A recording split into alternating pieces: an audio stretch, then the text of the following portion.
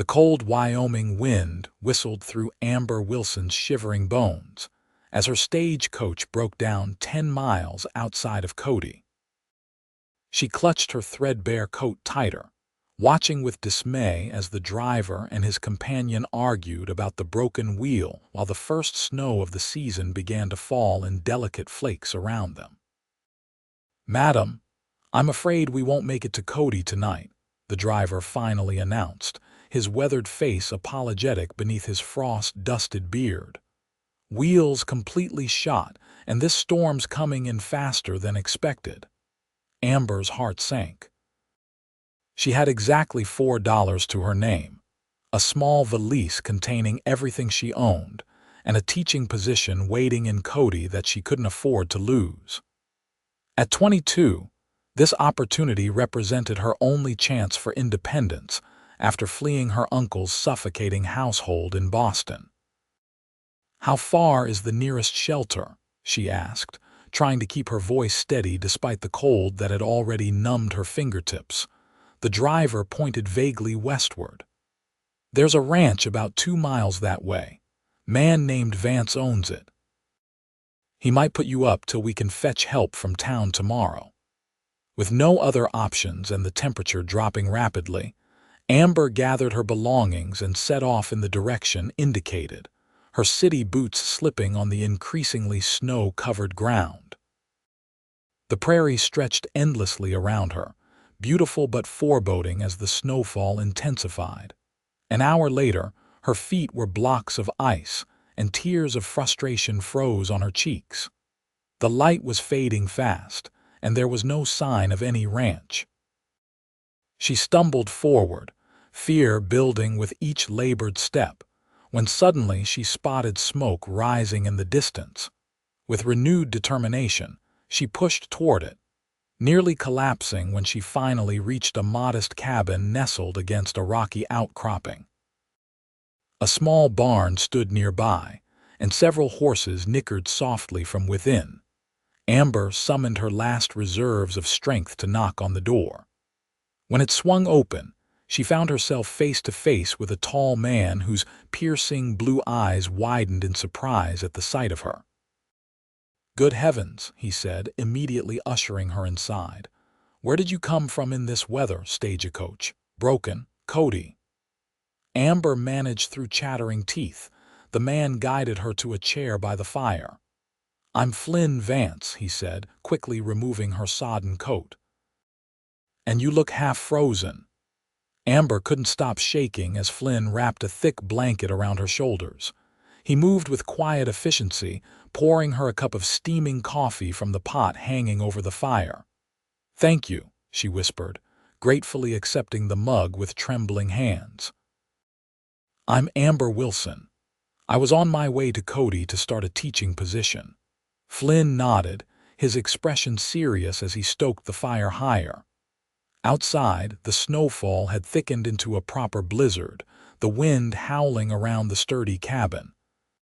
"First snow on the range," he murmured, more to himself than to her. "Always comes with a vengeance." As warmth gradually returned to Amber's limbs, she took in her surroundings. The cabin was simple but well kept, with a few books stacked on a rough-hewn table and a rifle mounted above the door. Flynn Vance himself was unlike any man she'd encountered in Boston. His face was tanned and weathered from outdoor life, with a strong jaw shadowed by stubble. His hands were calloused but gentle as he prepared a simple meal for them both. "You'll have to stay here tonight," he said matter-of-factly, placing a bowl of hearty stew before her. "No one's traveling in this storm." Amber felt a flutter of nervousness. Her uncle had warned her repeatedly about the dangers of the West, particularly regarding its men. But the alternative was freezing to death in the Wyoming wilderness, and something about Flynn's quiet dignity put her at ease.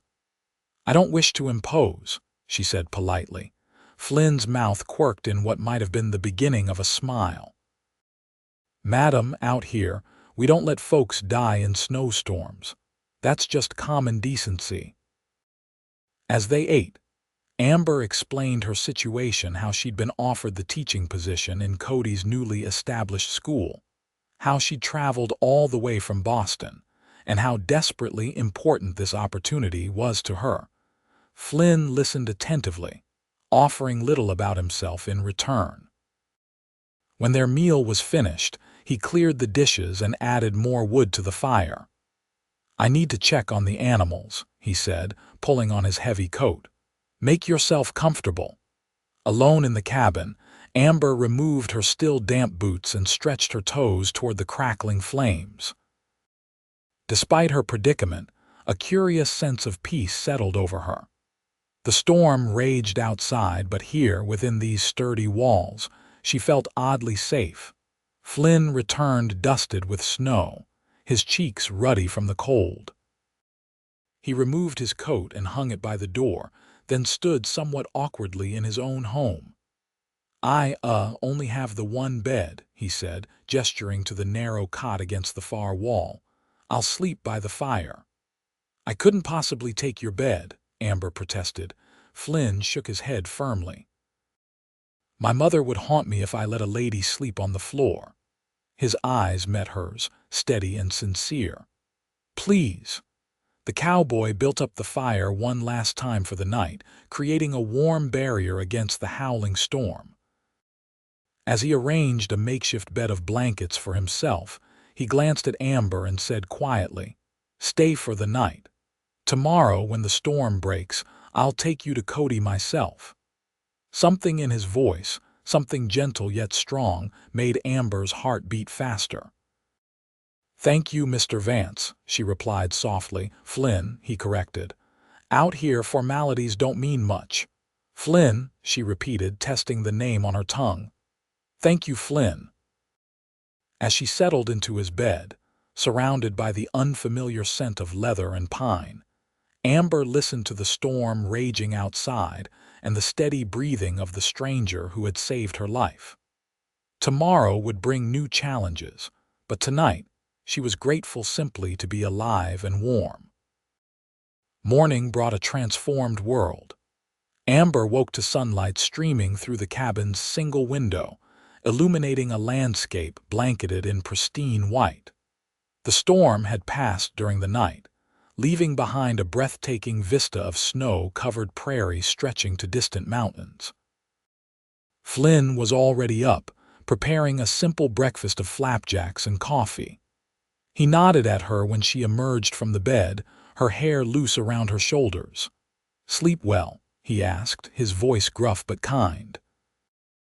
"Better than I expected," Amber admitted, quickly pinning her hair back into a respectable arrangement. "The storm has passed." Flynn glanced outside. "The snow's deep. Travel won't be easy." After breakfast, Flynn insisted on accompanying Amber to Cody.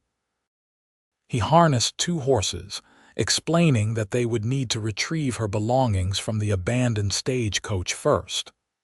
"Have you ridden before?" he asked as he helped her onto a gentle mare. Amber gripped the saddle nervously.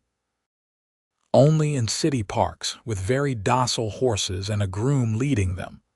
The corner of Flynn's mouth twitched. "Whiskey here is gentle enough," he said, patting the mare's neck. "Just hold on and follow my lead." The journey to the stagecoach was slow but beautiful. The freshly fallen snow glittered in the morning sun, and Amber couldn't help but marvel at the vast emptiness around them. In Boston, she had always been surrounded by buildings and people.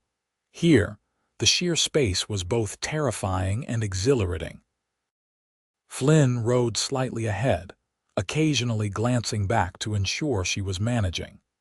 He cut a striking figure against the white landscape, his broad shoulders dusted with snowflakes, his movements confident and natural in the saddle. They found the stagecoach where she had left it, now half buried in snow. The driver and his companion were gone, presumably having made their way to town on foot or horseback. "They left your things behind," Flynn observed with a frown as he helped Amber dismount. "They probably assumed I would reach safety," she said, though privately she wondered if they had spared her much thought at all. Flynn dug through the snow to retrieve her valise and trunk, securing them to his horse with practiced efficiency.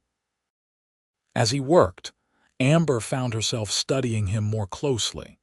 There was something compelling about the quiet cowboy, a strength that had nothing to do with physical power and everything to do with character.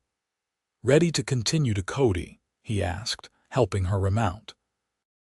The ride to town took several hours, during which Flynn pointed out landmarks and shared bits of local knowledge.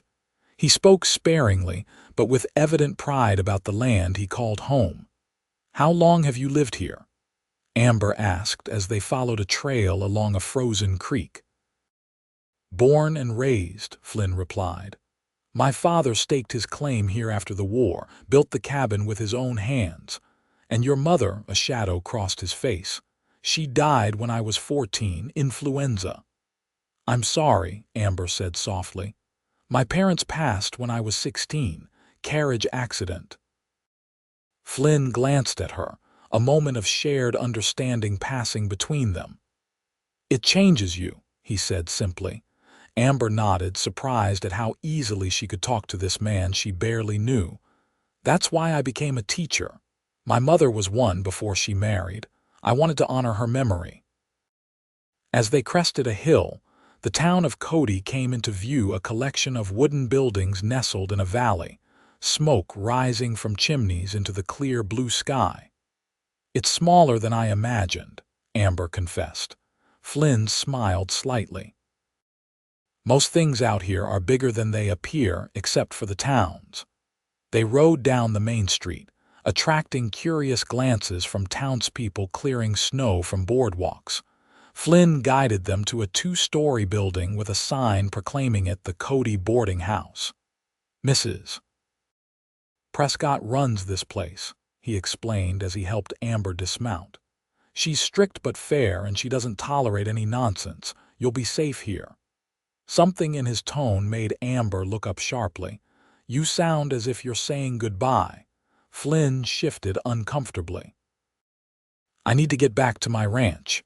Winter's a busy time, even with the snow." Before Amber could respond, the boarding house door opened, revealing a plump, gray-haired woman with shrewd eyes and a welcoming smile. "Flynn Vance. Haven't seen you in town for months," she exclaimed, then noticed Amber. "And who might this young lady be?" "Amber Wilson, the new schoolteacher," Flynn explained. "Her stagecoach broke down in yesterday's storm. She needs lodging." Mrs. Prescott's face softened. "Oh, my dear, we've been expecting you. The school board was worried when you didn't arrive yesterday." While Flynn carried her belongings inside, Mrs. Prescott showed Amber to a small but clean room on the second floor. "Bathrooms at the end of the hall. Meals are at 7, noon, and 6, she explained briskly. "No gentlemen callers in private, though you can entertain in the parlor until 8 in the evening." Amber thanked her, then hurried downstairs, hoping to properly thank Flynn before he departed. She found him on the porch, already preparing to mount his horse. "Mr. Vance Flynn," she called, stepping outside despite the cold. "I can't thank you enough for your help." He touched the brim of his hat awkwardly. "Anyone would have done the same." "Not everyone," she contradicted softly. "I don't know what would have happened if I hadn't found your cabin." Flynn's eyes held hers for a moment.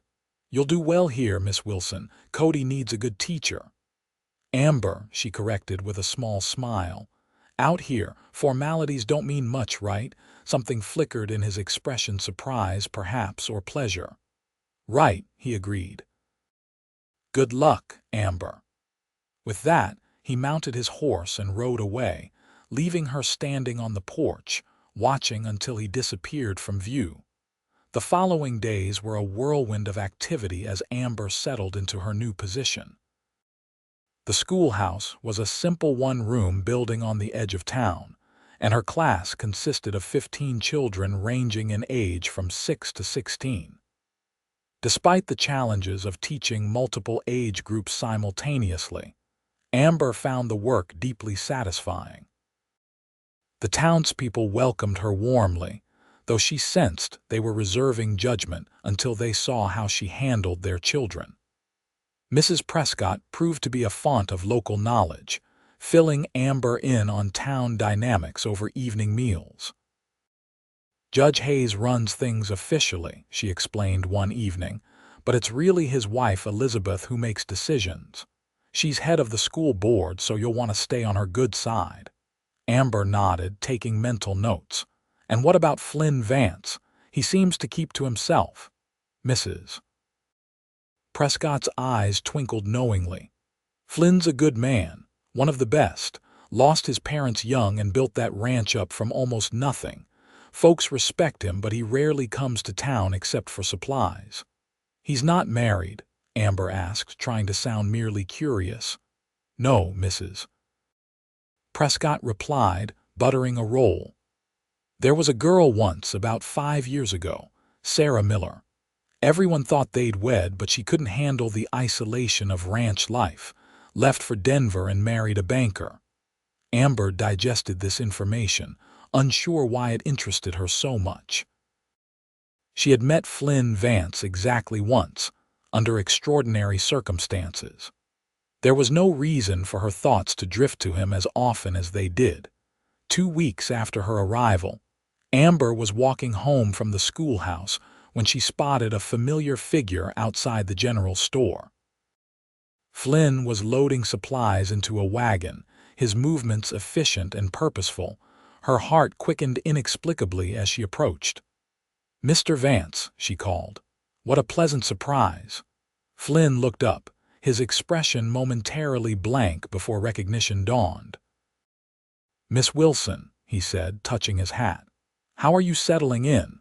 "Very well, thank you," she replied, suddenly self-conscious under his steady gaze.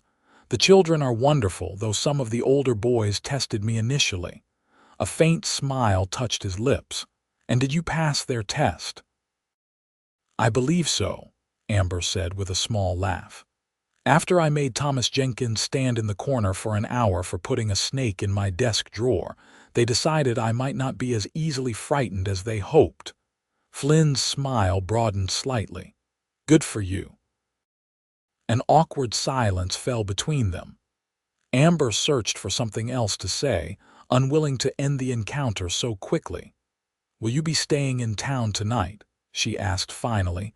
Flynn shook his head. "Need to get back before dark. Winter's no time to be away from the ranch for long." "Of course," Amber nodded, trying to hide her disappointment. "Well, I won't keep you. Thank you again for your help that day." Flynn finished securing his supplies and climbed onto the wagon seat. "Take care, Miss Wilson," he said, then hesitated. "Amber." The way he said her name, softly and with a hint of something she couldn't identify, stayed with her long after his wagon had disappeared from view. Winter settled over Wyoming with an iron grip. Amber grew accustomed to the bite of cold wind as she walked to and from the schoolhouse each day. She came to love her small classroom with its pot-bellied stove and the eager, or sometimes not so eager, faces of her pupils. Mrs. Prescott's boarding house became a home of sorts, and she made friends among the other residents and townspeople. But something was missing.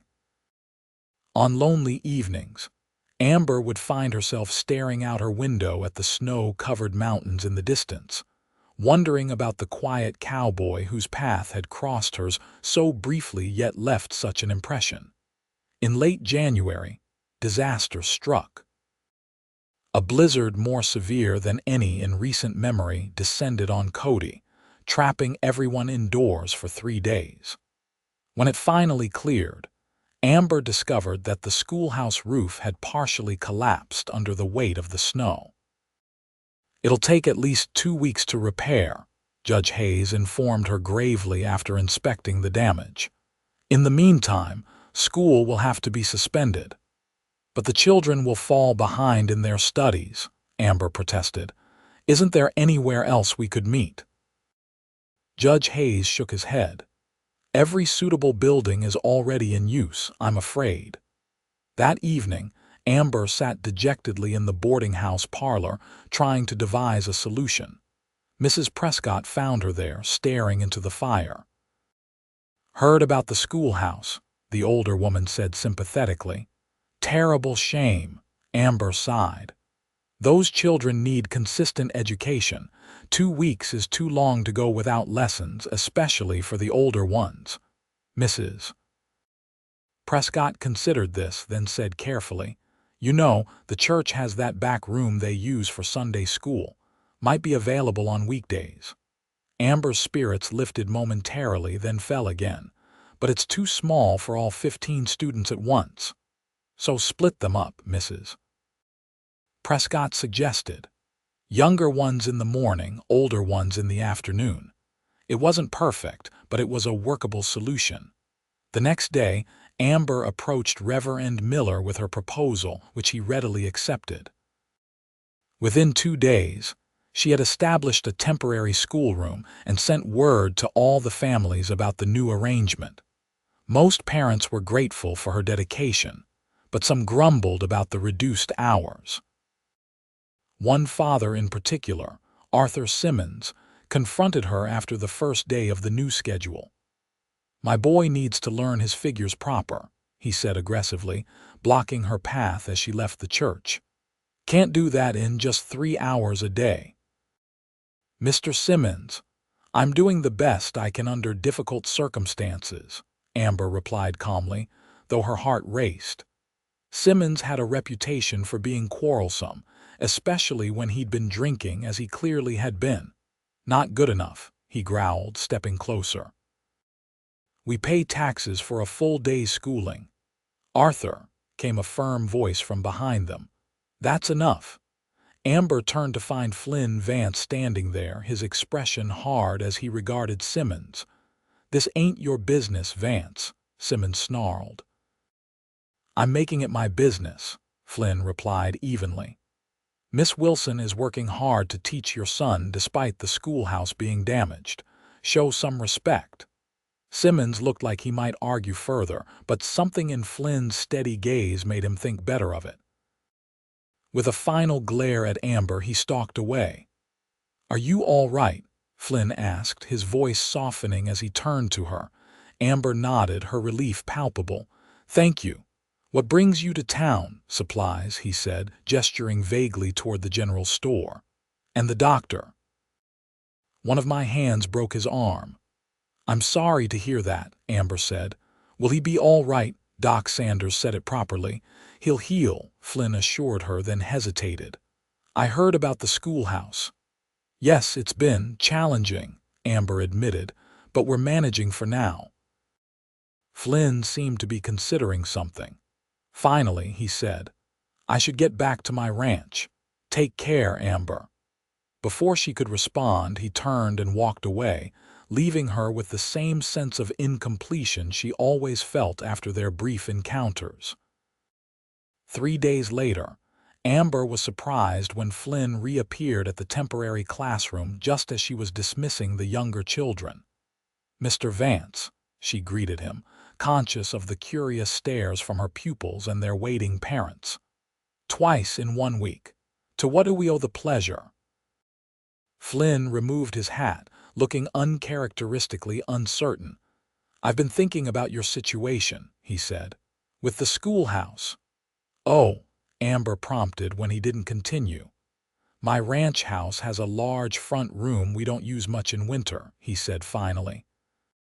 "It could accommodate all your students at once, and it's only a 15-minute wagon ride from town." Amber stared at him in astonishment. "Are you offering to host the school at your ranch?" Flynn nodded, his eyes meeting hers steadily. "Just until the schoolhouse is repaired."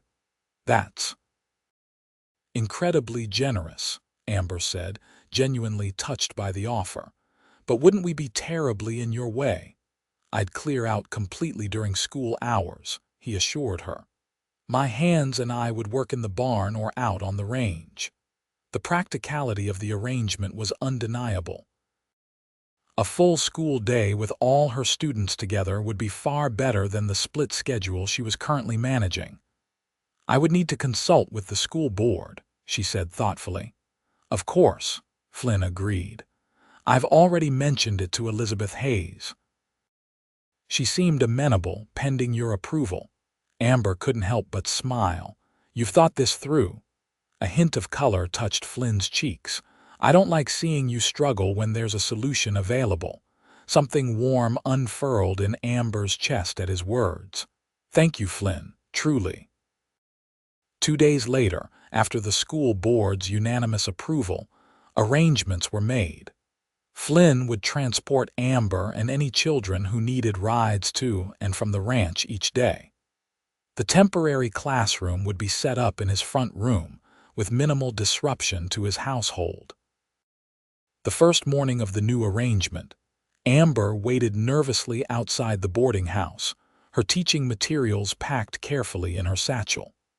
Flynn arrived precisely on time, driving a wagon large enough to accommodate several passengers. "Good morning," he greeted her, helping her up onto the seat beside him. "Good morning," she replied, suddenly aware of how close they would be sitting for the journey. They picked up 4 children whose farms lay in the direction of Flynn's ranch. The rest would be brought by their parents or would ride their own horses for the older ones. The ranch looked different in daylight than it had the night of the storm. Amber could now appreciate the careful construction of the barn and corrals, the sturdy fences, and the spectacular view of the mountains beyond. Flynn's cabin, she realized, was only part of the property. The main ranch house was a handsome 2-story structure built of solid logs. "This is where you'll be teaching," Flynn explained, leading her inside to a spacious room with a large stone fireplace. He had arranged tables and benches in neat rows with a desk for her at the front. "Will this suffice?" "It's perfect," Amber breathed, genuinely impressed by his thoughtfulness. As the children began to arrive, Flynn made himself scarce, true to his word about not interfering. Amber settled into teaching, finding the new environment surprisingly conducive to learning. The children seemed excited by the change of scenery, and even the usually troublesome ones behaved better than normal.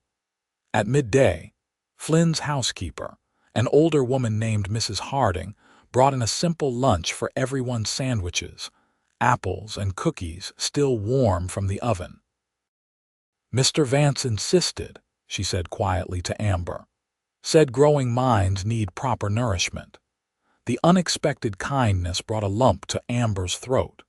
She had misjudged Flynn Vance initially, seeing only his reserved exterior and missing the generosity that lay beneath. After school ended that first day, Flynn drove the children home, then returned to find Amber still at the makeshift teacher's desk, grading papers. "Was everything satisfactory?" he asked, standing somewhat awkwardly in the doorway of his own home. Amber looked up with a warm smile. "More than satisfactory. The children were better behaved than I've ever seen them, and having everyone together again made such a difference. Thank you, Flynn." He ducked his head slightly, uncomfortable with her gratitude. "Would you like some coffee before we head back to town?" "I'd like that very much," she replied, setting aside her work. They moved to the kitchen, where Flynn brewed coffee with the same quiet competence he seemed to bring to everything. Amber studied him surreptitiously, noting how the late afternoon light caught the auburn highlights in his brown hair. "Have you always wanted to be a rancher?" she asked as he placed a steaming mug before her. Flynn considered the question. "Never wanted to be anything else," he said finally. "This land gets in your blood."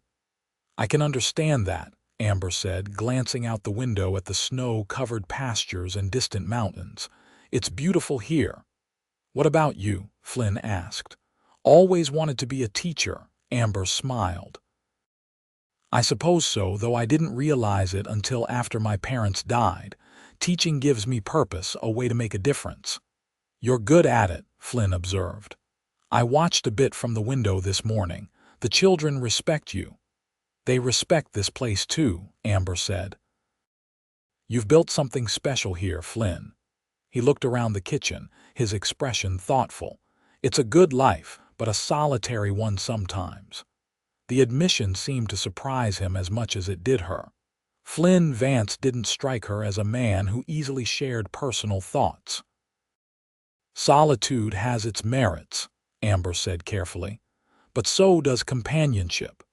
Flynn's eyes met hers, and something passed between them, an acknowledgement, perhaps, of a growing connection neither had anticipated. The temporary school arrangement stretched into February. Each day, Flynn would collect Amber and the children, then disappear during school hours, only to reappear precisely when classes ended. Sometimes he would invite her for coffee before taking her back to town, and these brief conversations became the highlight of Amber's days. She learned that Flynn had inherited the ranch from his father, but had expanded it considerably through hard work and smart management. He employed 4 ranch hands year-round and additional help during calving season. He read voraciously during the long winter evenings, preferring history and adventure stories. He had a dry wit that emerged once he became comfortable in her presence. In turn, she told him about growing up in Boston, her dreams of traveling to Europe someday, her favorite books, and her hopes for her students. He listened attentively, asking thoughtful questions that revealed genuine interest. One evening in late February, a storm blew in unexpectedly as school was ending. Flynn, ever vigilant about weather conditions, had already sent word to parents not to attempt the journey to the ranch. He arrived at the schoolroom door just as Amber was explaining to her worried pupils that they would need to remain at the ranch until the storm passed. "I've had Mrs. Harding prepare the guest rooms," he told her quietly, "and we've sent messengers to all the families." Amber nodded gratefully. "Thank you. Some of them seem frightened." "They'll be fine once they're settled," Flynn assured her. "Mrs. Harding is making hot chocolate." The evening developed into an unexpected adventure for the children.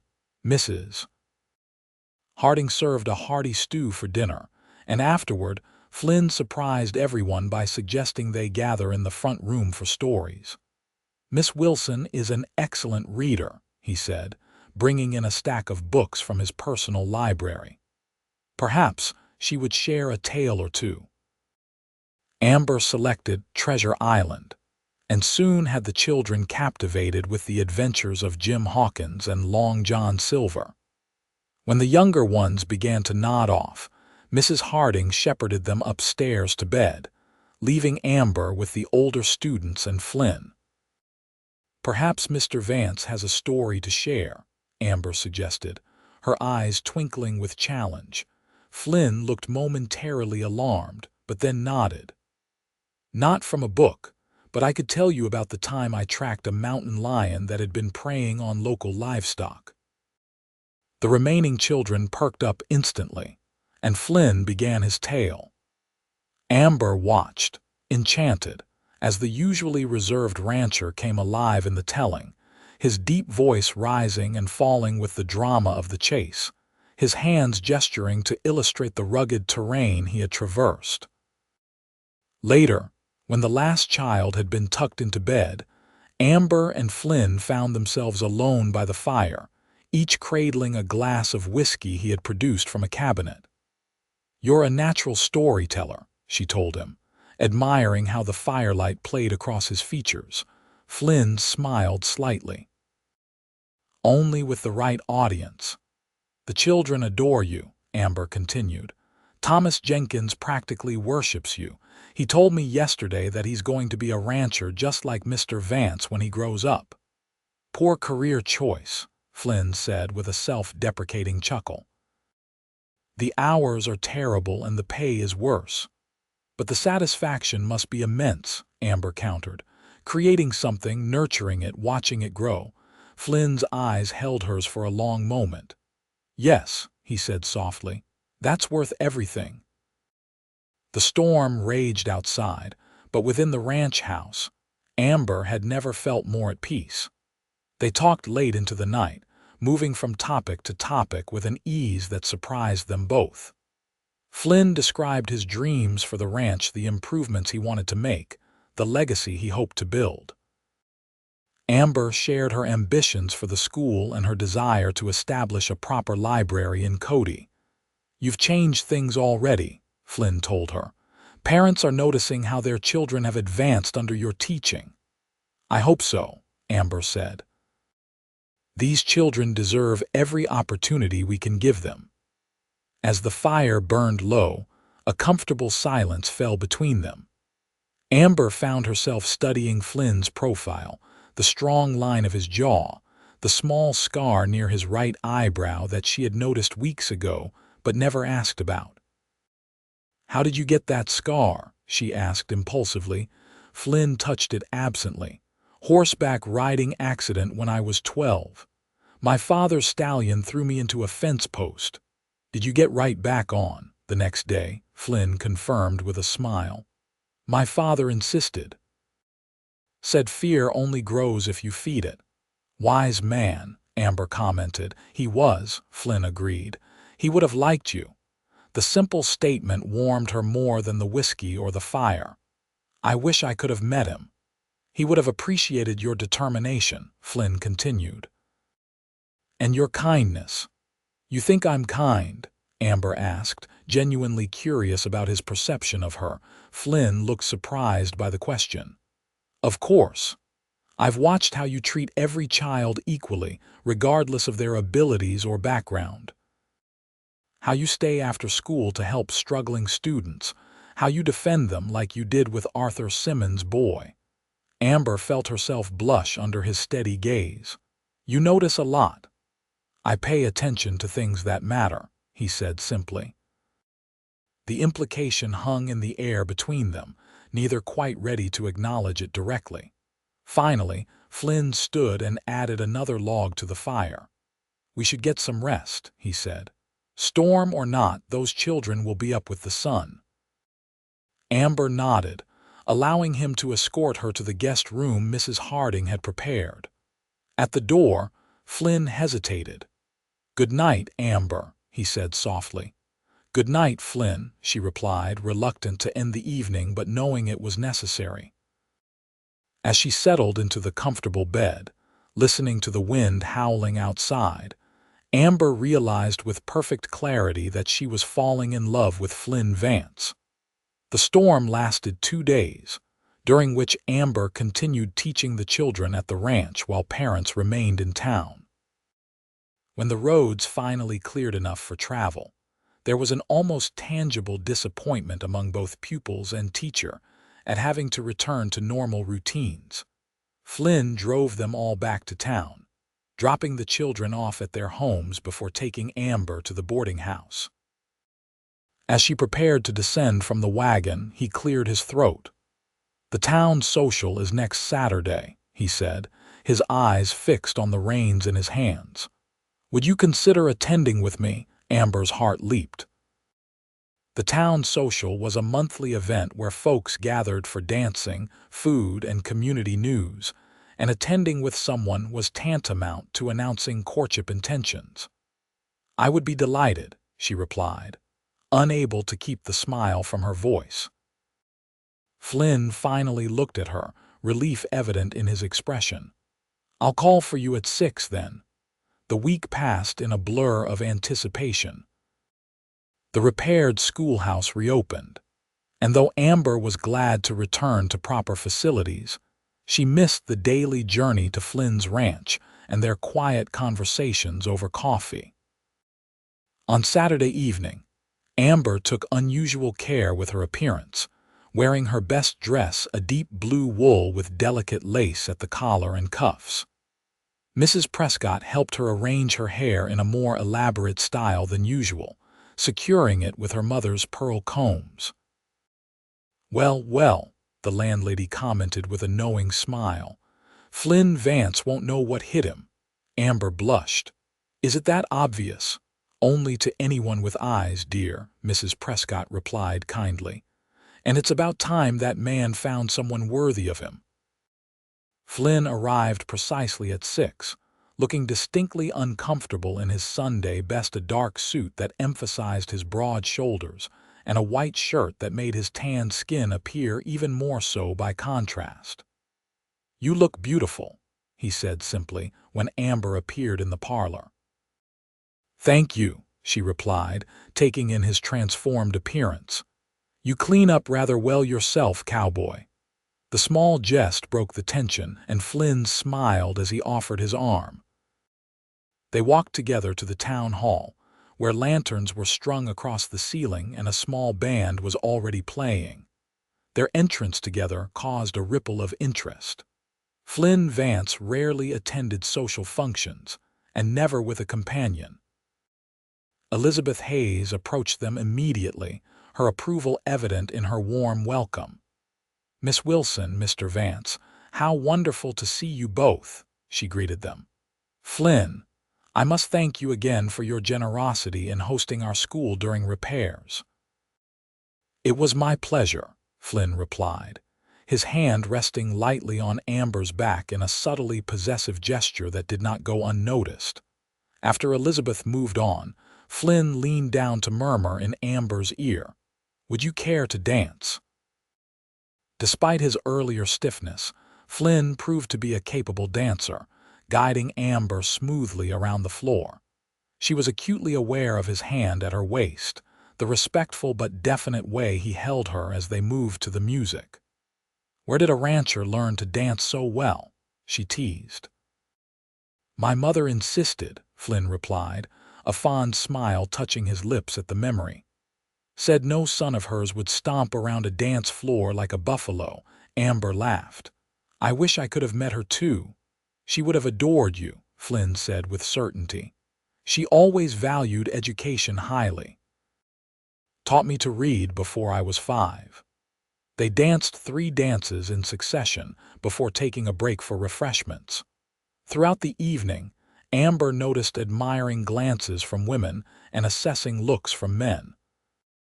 Flynn Vance was clearly respected in the community, and her association with him elevated her own standing. Later, as they walked slowly back to the boarding house under a canopy of stars, Flynn seemed deep in thought. "Did you enjoy the evening?" Amber asked, wondering at his sudden quietness. "Very much," he assured her, then hesitated. "Amber, I'm not a man who finds words easy, especially about feelings." Her heart quickened at his serious tone. "What are you trying to say, Flynn?" He stopped walking and turned to face her, taking both her hands in his. "I care for you. More than I expected to. More than I've cared for anyone in a very long time." Amber squeezed his hands encouragingly. "I care for you too." "I need you to understand what that means," Flynn continued earnestly. "My life is here on the ranch. It's isolated, especially in winter. It's hard work, long days, sometimes dangerous conditions. It's not the life most women would choose," understanding dawned. "You're worried I'll be like Sarah Miller."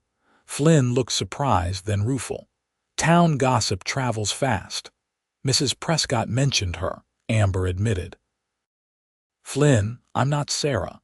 I've never sought an easy life. I came to Wyoming alone, knowing full well the challenges I would face. It's different visiting a ranch for a few hours each day versus living there permanently," Flynn pointed out. "Are you proposing?" Amber asked bluntly, her directness surprising them both.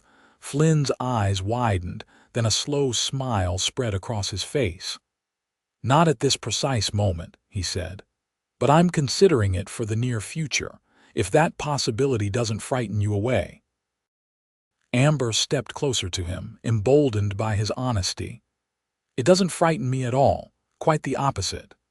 Flynn's gaze dropped to her lips, and Amber felt herself holding her breath. Slowly, giving her every chance to withdraw, he bent his head and kissed her gently at first, then with increasing fervor as she responded. When they finally separated, both slightly breathless, Flynn rested his forehead against hers. "I should take you home before Mrs. Prescott sends out a search party." Amber laughed softly. Probably wise. They walked the remaining distance to the boarding house hand in hand. At the door, Flynn kissed her once more, briefly but tenderly. "Good night, Amber Wilson," he said. "May I call on you tomorrow?" "I'll be waiting," she promised. The following week saw a proper courtship unfold. Flynn came to town every Sunday to take Amber to church, then to dinner afterward. Sometimes they went for rides in the countryside, Flynn teaching Amber to be more comfortable on horseback. Other times they simply walked through town, talking about everything and nothing. The children watched this development with interest, particularly the girls in Amber's class, who sighed romantically whenever Flynn appeared at the schoolhouse door. In late March, as the first signs of spring began to appear, Flynn invited Amber to spend a full day at the ranch on Saturday. "I want to show you everything," he explained, "so you truly understand what life there entails." Amber agreed eagerly, curious to see more of the operation he managed with such dedication. The day dawned clear and mild, perfect for exploration. Flynn collected her early, and they spent the morning touring the entire property on horseback. He showed her the spring calves in the north pasture, the creek that provided water even in the driest summers, the stand of pine trees where he harvested firewood, and the small apple orchard his mother had planted decades ago. "In autumn, these trees produce the sweetest apples you've ever tasted," he told her proudly. "Mrs. Harding makes enough preserves to last all winter," after a hearty lunch prepared by Mrs. Harding. Flynn took Amber to a special place, a small rise overlooking the entire ranch, with the mountains forming a majestic backdrop. "This is where my father proposed to my mother," he said quietly, "and where they're both buried." Amber noticed the two simple markers beneath a lone cottonwood tree. "It's beautiful," she said sincerely. "Peaceful." Flynn nodded, his expression solemn yet content. "This is the heart of everything for me, Amber. This land, this legacy." She understood then that he was showing her not just the ranch, but his soul, the deepest part of himself that few were privileged to see. As the sun began to lower in the sky, casting long shadows across the land, Flynn turned to her, taking both her hands in his. "I brought you here for a reason," he said, his voice steady despite the emotion evident in his eyes. "I wanted you to see everything, to understand exactly what you would be accepting or declining." Amber's breath caught as Flynn went down on one knee before her, still holding her hands. "Amber Wilson, I love you. I believe I began loving you that first night when you appeared at my door in the snow like some determined angel who refused to surrender to the storm. I love your strength, your kindness, your passion for teaching, your laughter. I want to build a life with you here on this land. Will you marry me?" Tears sprang to Amber's eyes, but they were tears of joy. "Yes," she whispered, then more strongly, "Yes, Flynn Vance, I will marry you." Flynn stood and pulled her into his arms, kissing her with a passion that left no doubt of his feelings. When they finally separated, he reached into his pocket and produced a simple gold band with a small diamond. "It was my mother's," he explained as he slipped it onto her finger. "My father gave it to her right here under this tree." Amber admired how the setting sun caught the facets of the diamond. "It's perfect," she said softly. "I'll treasure it always." They rode back to the ranch house as dusk gathered, both wrapped in the warm glow of their new engagement. Mrs. Harding took one look at them and broke into a wide smile. "Finally," she said, embracing Amber warmly. "Welcome to the family, my dear." After a celebratory dinner, Flynn drove Amber back to town, both reluctant for the day to end. At the boarding house, he kissed her goodnight with tender promise. "We should be married before summer," he suggested. "Once the spring calving is complete." "May," Amber proposed. "The school term ends mid-May. Flynn nodded, his eyes alight with plans. "May it is." News of their engagement spread quickly through Cody. Most reactions were positive, the schoolteacher and the rancher made a fitting match in the community's eyes. A few young women who had harbored hopes regarding Flynn expressed disappointment, and Arthur Simmons grumbled about losing a good teacher to marriage. But overall, the town approved. Elizabeth Hayes immediately offered the use of her garden for the ceremony. "It will be glorious with spring flowers by May," she assured Amber. The following weeks were busy with preparations. Amber ordered a wedding dress from a catalog, and Mrs. Prescott organized a sewing circle to help prepare linens and curtains for the ranch house. Flynn, meanwhile, was secretly renovating the master bedroom, enlarging the windows to let in more light and building new furniture to replace the utilitarian pieces that had sufficed for his bachelor existence. April brought new challenges when heavy rains caused the river to flood, threatening several outlying farms. Flynn and his ranch hands worked tirelessly alongside other townsmen to reinforce levees and rescue livestock. Amber found herself serving as coordinator for relief efforts, organizing women to prepare meals and gather supplies for displaced families. Working together through the crisis only strengthened their bond. Flynn witnessed Amber's practical compassion in action, while she saw his leadership and unwavering commitment to helping neighbors in need. By the time their wedding day arrived in mid-May, the land had recovered from the flooding, emerging lush and green. The Hayes garden was indeed glorious, with lilacs and early roses creating a fragrant backdrop for the ceremony. Amber had no family to give her away, so Judge Hayes assumed that honor. Mrs. Prescott wept openly in the front row, while Flynn's ranch hands stood awkwardly in their Sunday best, hats clutched respectfully in rough hands. Flynn waited beneath an arbor twined with flowers, looking handsome if somewhat uncomfortable in his formal attire. But when Amber appeared in her ivory gown, his expression transformed into one of such naked adoration that several women in the audience sighed audibly. Their vows were simple and heartfelt. Flynn's voice remained steady as he promised to love, honor, and cherish Amber for all his days.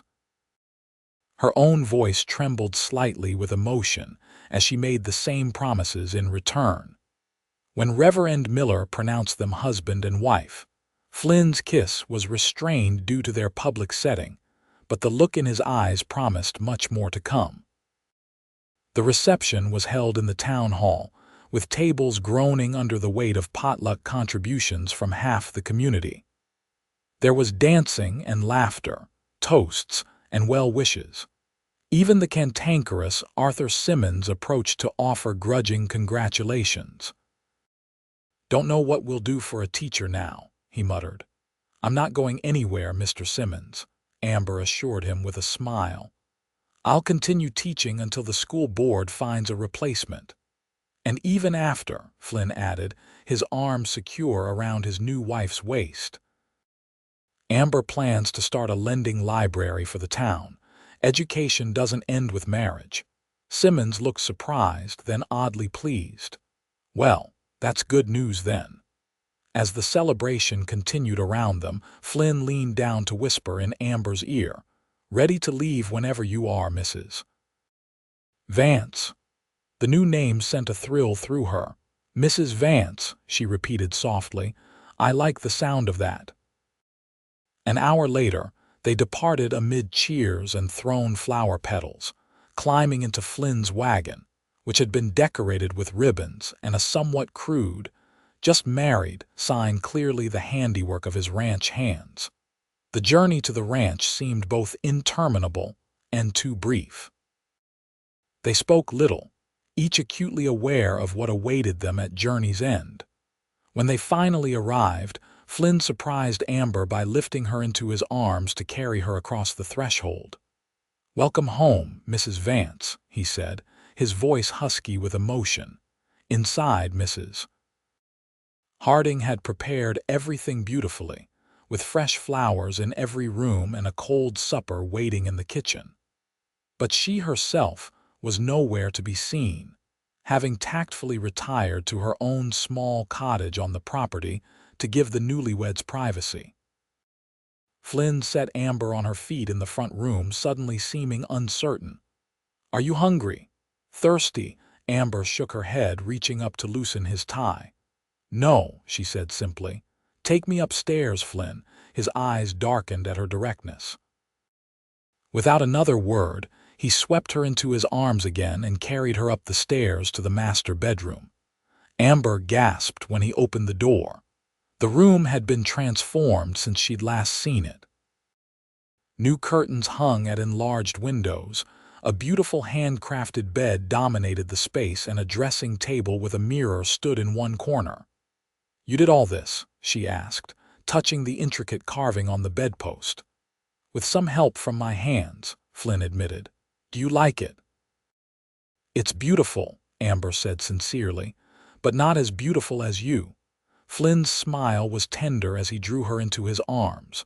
"I've waited so long for you, Amber Vance," he murmured against her hair. "Not just since I met you, but my whole life, I think." "I'm here now," she whispered back. "And I'm never leaving." Their first night together was everything Amber had dreamed: tender, passionate, and profoundly connecting. Flynn proved to be as attentive and generous a lover as he was a man, guiding her gently through unfamiliar territory with patient reverence. Afterward, lying in his arms as moonlight filtered through the new curtains, Amber felt a sense of completion she had never known before. This man, this place, this was home in the deepest meaning of the word. "What are you thinking?" Flynn asked, his fingers tracing lazy patterns on her bare shoulder. "That I've never been happier," Amber replied honestly.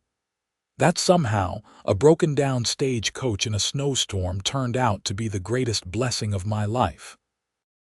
Flynn chuckled, the sound rumbling pleasantly against her ear where it rested on his chest. "Remind me to thank that wheel someday." The weeks following their wedding established a new rhythm to their lives. Amber continued teaching until the end of the term while settling into her role as mistress of the ranch. Flynn taught her to ride properly, to identify various plants and animals on the property, and the basics of ranch management.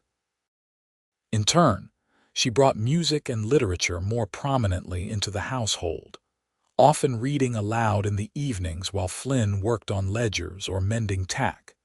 Mrs. Harding proved an invaluable ally, teaching Amber the household systems without making her feel inadequate. The ranch hands, initially awkward around their boss's new wife, soon warmed to her genuine interest in their work and her excellent cooking on Sundays when Mrs. Harding had the day off. In late June, the school board hired a new teacher, a young man from Denver with impressive credentials.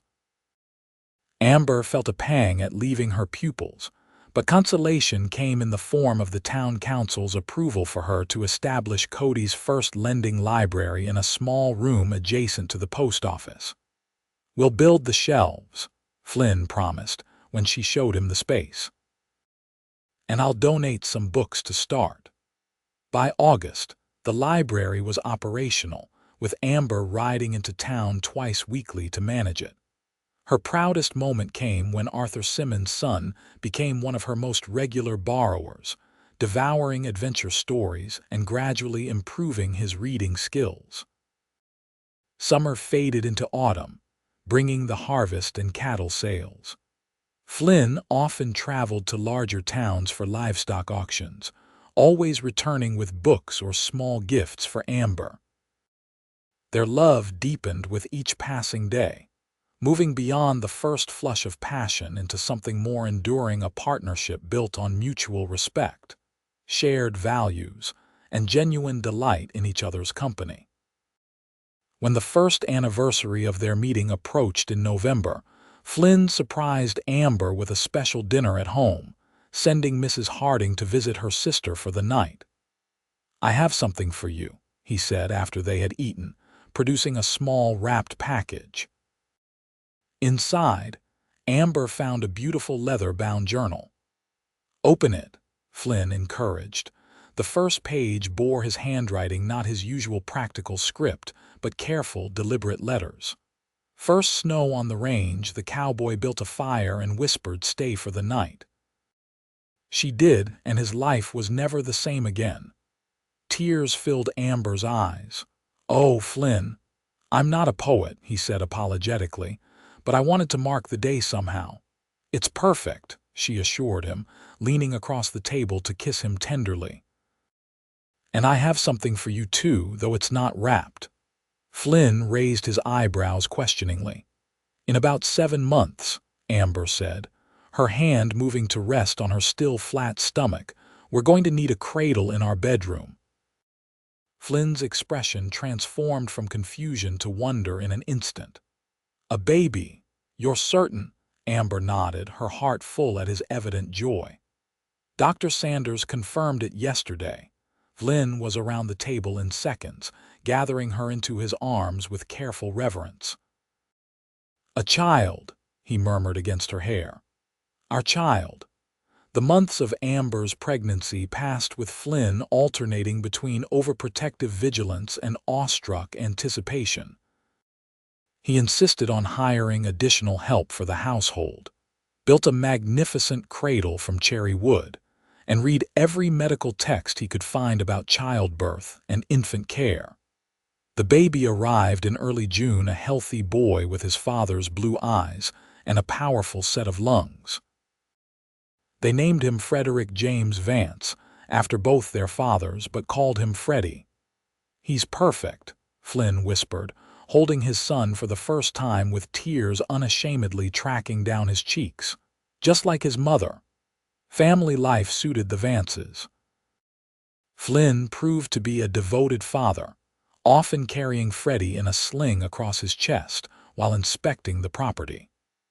Amber balanced motherhood with her continued work at the library, which had expanded to include regular story hours for the town's children. When Freddie was 18 months old, Amber discovered she was expecting again. This time, the pregnancy was more difficult, with prolonged morning sickness and concerning swelling in her final months. Flynn insisted on bringing a specialist from Cheyenne for the delivery, a decision that possibly saved both Amber and their daughter's lives when complications arose. After a grueling labor, Amelia Rose Vance entered the world tiny but fierce, with a shock of red-gold hair like her mother's. "No more," Dr. Mitchell advised gravely after the birth. Another pregnancy could be too dangerous. Though initially devastated by this news, Flynn and Amber soon reconciled themselves to their family of 4. "We have a son and a daughter, healthy and strong," Flynn reasoned. "We're blessed beyond measure." As the children grew, the ranch prospered. Flynn's progressive farming methods and careful breeding program made the Vance Ranch one of the most successful in the county. Amber's library expanded to include a proper schoolroom where she taught Freddie and Amelia their early lessons before they joined the town school. The years brought changes to Cody as well.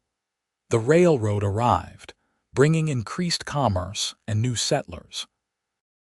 Flynn served 2 terms on the town council, helping to guide development while preserving the community's character. Amber established a women's literary society that gradually evolved into a political discussion group advocating for women's suffrage. When Wyoming achieved statehood in 1890, making permanent the territorial law that had given women the right to vote, the Vances hosted a celebration at the ranch that was remembered for years afterward. Life was not without challenges. A severe drought in the late 1890s threatened their livelihood, until Flynn's forward-thinking water management system saved both their ranch and several neighboring properties. Freddie contracted scarlet fever at 12, spending weeks hovering between life and death before finally recovering. Though with slightly weakened hearing in one ear, through it all, Flynn and Amber's partnership remained unshakable. They faced each challenge together, drawing strength from their love and shared values. Their different temperaments, his quiet steadiness, her more expressive warmth, complemented each other perfectly, creating balance in their home and lives. By the time their 20th wedding anniversary arrived in 1905, both children were approaching adulthood. Freddie, 18 and the image of his father, had developed a serious interest in veterinary medicine after helping save a prized mare and her foal during a difficult birth. Amelia, 16 and headstrong, dreamed of attending college, a prospect that both thrilled and terrified her parents. To mark the anniversary, the entire town organized a surprise celebration at the ranch, with Judge and Mrs. Hayes, now elderly but still formidable, leading the arrangements. Former students, neighboring ranchers, and even the usually antisocial Arthur Simmons, whose son had become a respected teacher himself, gathered to honor the couple whose love story had become something of a local legend. During the festivities, Flynn managed to draw Amber away for a private moment on the rise where he had proposed 2 decades earlier. The cottonwood tree was larger now, shading not just his parents' graves, but also the small memorial they had erected for Amber's parents, creating a family connection across time and distance. 20 years, Flynn marveled, his hair now streaked with silver but his blue eyes as clear and direct as ever. It seems both an eternity and merely a moment. Amber, her beauty matured but undiminished, squeezed his hand. The best 20 years imaginable. Flynn turned to face her fully, taking both her hands in his as he had on the day he proposed. If I had 1,000 lifetimes, Amber, I would choose you in every one of them. You transformed not just my life, but my soul. Tears glistened in Amber's eyes. And you gave me everything I never knew I wanted: a home, a family, a purpose larger than myself. Any regrets? Flynn asked softly. The city life you left behind, the travels we've never taken? Amber shook her head firmly. Not one. This land, this life we've built, it's more than I ever dreamed possible. Flynn kissed her then, with all the tenderness and passion of their younger selves. When they parted, he gestured toward the gathering below, where their children were laughing with friends, where the community they had helped build flourished around them. We should go back, he said. They'll be missing us. Amber nodded, but paused for a moment longer, looking out over the ranch that had become her true home. Remember that first night? She asked.